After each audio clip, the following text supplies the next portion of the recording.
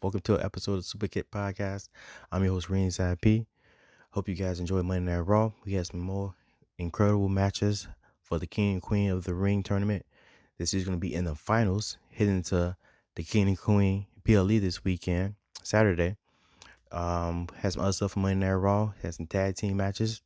We had some interaction between Becky Lynch, Liv Morgan. Before we get started into all of that, let's make sure you guys need to do me the solid of like, subscribing, share, comedy, give me feedback, check out my reels, check out my shorts, check out me on Spotify, check me out Superkick store. Man, who is going to SummerSlam? Like I said, I'm trying to get ready to go to SummerSlam. I got some stuff. Remember I told you guys that I got some artwork. It finally arrived. So I got that here. Gonna do an unboxing video later on with that. Get some frames. I can probably put that up and display that. What else? The usual stuff, man. Usually Monday Night Raw stuff, man. Like I said, I'm just trying to bring you guys entertaining content weekly. You got my What If also dropping right after this. So I got Latino Heat, Eddie Guerrero versus Dirty Dom, Dominic Mysterio. So you guys stay tuned for that. Check that out. Let me know what you guys think about that. Comment. Let me know some guys that you want to see, guys or ladies, or wrestlers that you want to see face off. I'll create a little storyline between the two of them. Some dream matches. Or give me some storylines that you think should be differently. I'm kind of like amped up because I just watched X-Men 97, so that was cool. Motivated by that, but that's something else. We're going to get into this Monday Night Raw episode, so let's go. We had Sami Zayn kicking off the show, and I'm going to just come out and just say, in the triple threat match between Sami Zayn, Chad Gable, Bronson Reed, Sami Zayn isn't losing. He's not losing Jada. I don't see that happen. I don't think I strongly feel that Chad Gable will beat him at some point, maybe at Clash at the Castle or SummerSlam. I'm thinking that he might beat Sammy when Chad Gable officially recruits the Creed brothers, if that happens. But I think that should happen. Probably the next month or so. That's what I'm thinking. What do you guys think? But then Otis came out and Chad Gable was talking down to Otis and slapping him around and slapping and talking crazy to the rest of the Alpha Academy. Maxine Dupree, Tozawa, they getting it. In the match between Sammy and Chad Gable, they kind of torn. They don't know what to do. Should they slap Sammy in the face and help Chad Gable out, or did they just hey man, that's not our thing. We're not bad. We're not heels. We're not like you. We're not trying to do anything by any means necessary like you. We still want to be fair and do things the right way. And Chad Gable was not having it. But it seems like he kind of got through to Otis. Slapped Otis in the face, probably slapped some sense into him. That made him interfere, and he ended up beating Sami Zayn, which is great momentum for Chad Gable heading into this Saturday. But like I said, once again, I just don't think that Chad Gable's pulling it out. He's gonna win. Paul. I think it's Sami Zayn and Jada. Surprisingly, Bronson Reed wasn't on the show. It's you in a big match and you're supposed to be building for this match. It seems like he's just a bystander in this whole match, which is, I don't know. It is what it is. I know that the bigger story is Sami Zayn versus Chad Gable, but I wish you did put a little bit more with Bronson Reed into that mix too as well. What else? We had another QR code. I feel like now I'm not liking that WWE on TV are acknowledging the codes. I kind of had always wanted it to be something like just straight internet based, right? And the internet had to find out and do the detective work. And I don't want the commentators saying, "Oh man, we don't know what's going on. These random codes just pop up." You know what's going on. You're part of the show.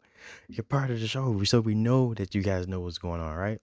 So I think I would rather it just be. I wish it just would have been strictly just through socials, just random one-off stories that you had to go search and find and pieces together, like a conspiracy theory in a sense. Instead of WWE just pointing it out, oh, we've been seeing it do, but we don't have no idea what's going on. Like, no, man, you guys know what's going on. Like, we're not fools, man. Like, we know what's going on. We know you guys know are part of it, part of the show. Like, someone is just hijacking the show and putting up random QR codes weekly on every episode. Like, we know what's up. But once again, it's when all these pieces are gonna come together. Could it be King and Queen of the Ring this Saturday? Who knows? Like, I thought it would have been later on in the night in the match with Jey Uso and Gunther. Just because Jey Uso has, the Fireflies have adopted Jey Uso, took him in, and so he's been embracing it, So I thought that would have been, Monday night, but could it be King Queen of the Ring? And I'm assuming that Randy Orton is gonna make it to the finals, and Randy Orton does have a long history with Bray Wyatt in the Fireflies. From burning down the house, setting the Fiend on fire. Randy Orton has been a menace to Bray Wyatt in the past. So maybe it could be Uncle Howdy and the Wyatt Six or whatever they decide to name the group, to get revenge on Randy Orton. So that's possible. Other thing, I'm still surprised that they still got Braun Breaker doing squash matches. Like, I feel like he's established enough on the main roster that he doesn't need to do squash matches against, disrespect nobody, but nobody's. It's not necessary for him. He spirit that dude outside the ring, even though like him squashing people is crazy. It kind of does put you back in the mindset of feel like Goldberg back in the day, but that Braun Breaker can wrestle, and he's not gonna out there hurt people, and he looks out for people. But it is cool to see it. I just want more from Braun Breaker besides him just doing squash matches. And also, we got the Speed Champion Ricochet, who lost to Dragunov in the King of the Ring tournament. Then took a major spear from Braun Breaker, and it's like, this is your champion for the other, this is your champion, Speed Champion, and he is taking losses. He's getting speared. He's looking like, he's taking bumps, man, for no reason. This is the champion. He's supposed to be kind of dominant. I haven't had a chance to watch Speed, so maybe I try to watch it tomorrow and see how Ricochet looks on there. How well he does on that show. How dominant he is on Speed. But right now, Braun Breaker's on the loose, man, wrecking havoc. Who knows who's next? He is Braun Berg. He is Braun Berg. Braun Breaker is the new Goldberg. Braun Berg. Who's next? Who you want to see next? Let me know. We had a match for the Queen of the Ring side of the tournament. We got Lyra Valkyria versus Io Sky, which was a great, solid match, man. Good back and forth.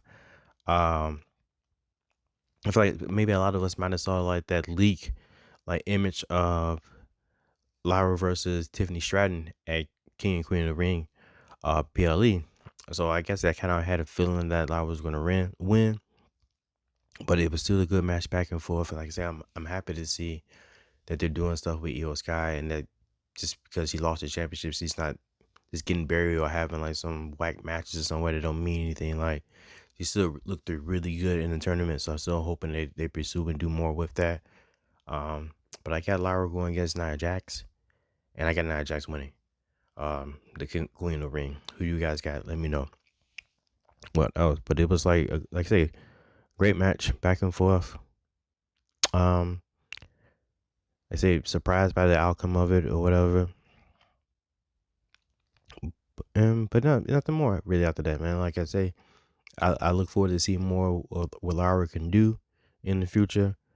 It's gonna be a different type of match between her and Nia Jax, assuming that Nia wins and goes to the finals. But it's like that David and Goliath, biggest versus smallest, back and forth, power versus speed, that type of dynamic. But like I said, I think it's time for Nia Jax to shine. It's her time now, and she's gonna make a great Queen of the Ring if she does win it. On to some tag team matches. We had the Austin Truth versus Judgment Day, Finn Balor, JD Madonna. I need the Miz to get on beat. If you doing backup vocals, if you doing the ad libs, you gotta be on point with it. And he don't be on point with it. He be slacking with it. But cool match, you know. Braun Strowman came out, helped Austin Truth win, even though that was outnumbered anyways. So even the odds per se, in a sense, because Strowman is the equivalent of probably Carlito and Dominic Mysterio together. I just want more for Braun Strowman in this sense. Like, man, like I don't want the same character. I don't want him just coming around, running around the ring. I wish he would just come back as a heel and just be dominant that way. No need to talk, no need to interact. Just come out and just smash people, man. Like just destroy people. You know, be fierce, be ferocious. I'm not really here for the positive, happy Braun Strowman, but we'll see what happens later on. I'm thinking we probably gonna end up getting Braun Strowman versus Damon Priest in the future at some point. But what do you guys think? What do you guys think about Braun Strowman being back? Another thing that caught my eye was the Final Testament with Karrion Kross talking to Xavier Woods back there. And so I'm pretty sure we're going to get Final Testament versus the New Day, who are outnumbered because two of them, versus the Final Testament was AOP and Karrion Kross. So it's like, man, what's the point? And I just think this is another time where the New Day is going to be putting over another tag team, another group, another faction or whatever to help try to prepare the other faction, and the New Day get buried again, which I'm not a fan of. Anyway, so I mean, that ain't really much to go into there about that. Also, I'm noticing a lot of like different ring glitches from Monday night. Seeing the lights like blink off real quick. I saw like around the ring, the LED blink off real quick, and I don't know if that's just coincidence or that is more tied to Uncle Hardy and his power or whatever the case may be. But I guess that's something to kind of be on the watch for. Going forward, we had a women's tag team match for a fatal four-way to determine the number one contenders for a match down the line.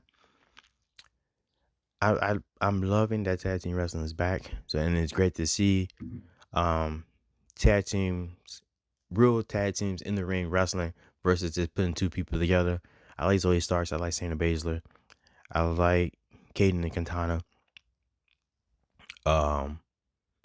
Who has a Kabuki? Well, not Kabuki Warriors, but hey, Io Sky. No, sorry, you had Kairi Sane, Dakota Kai out there. So Maxine and Ivy now, I didn't think they were going to win, but Maxine did look pretty good, real good, doing the match as well. But I'm happy that Shayna Baszler and Zoe Starks won the match. I do feel like it's time for Shayna Baszler to get her solo opportunity. I've been saying it. Maybe one of these days, who knows, you know. But at some point, it'd be great to see. Who knows? I said we saw another interaction between Chad Gable and the Creed brothers again. Like, well, actually on screen, I remember when Chad Gable was training and the Creed brothers was there or whatever. But to see them again, kind of talking, Chad had been talking about, hey man, remember what I told you guys? Keep that in mind, blah blah blah. So I think that is foreshadowing towards the them joining forces together. What else we got? Then we get into the final match of the night for the King of the Ring tournament to see who's going to the finals, the semifinal match. We had the main event, Jey Uso versus the Ring General Gunther. So I always picked that Gunther was gonna come out and win. So watching the match, wasn't like iffy or anything like that, or have like second guessing myself that Gunther was gonna win and that Jey Uso was gonna pull out the victory somehow. I think it would have been. I think everyone probably would have rioted if Jey Uso would have won. But I will say that Jey Uso looked really good in the match, even though majority of the match he was taking a beating. But the match was good, man. It was a good match. Jey Uso didn't yeet as much as he usually does. He did do some or whatever, but it didn't really. I feel like it didn't hurt the flow of the match, which was good. But once again, Jey Uso comes out. The energy is picking back up in the States with the Fireflies and the bouncing, the yeet bouncing or whatever, and the people are just loving the energy. And it's like, what is almost, I don't know why Jey Uso isn't matching the energy himself like he did in France. It's different. Um, he needs to pick the energy back up, and I think if he picks the energy back up, the fans are going to even elevate their energy even more and take it to another level. So we'll see. But all in all, it was a solid match, back and forth. I didn't like the ending of the match though. I felt like the ending was rushed for some reason. He puts Jey Uso to sleep, and that's it. And then the match is over. And I remember seeing they did like they zoomed out shot, and I saw Jackie Redmond down there by the ringside, and so I just assumed like whoever was gonna win, whoever won the match, Jackie was gonna go in the ring, interview them, blah blah blah, and that was gonna be it. But then like, they just got pressed for time. I don't know where the time went Monday. Sometimes I feel like you can see like, oh man, this promo ran over or whatever. Maybe it would have a match that ran over too long, and then kind of cut back time on the main event. So, because I don't know, I think I probably would have liked to see what was gonna happen.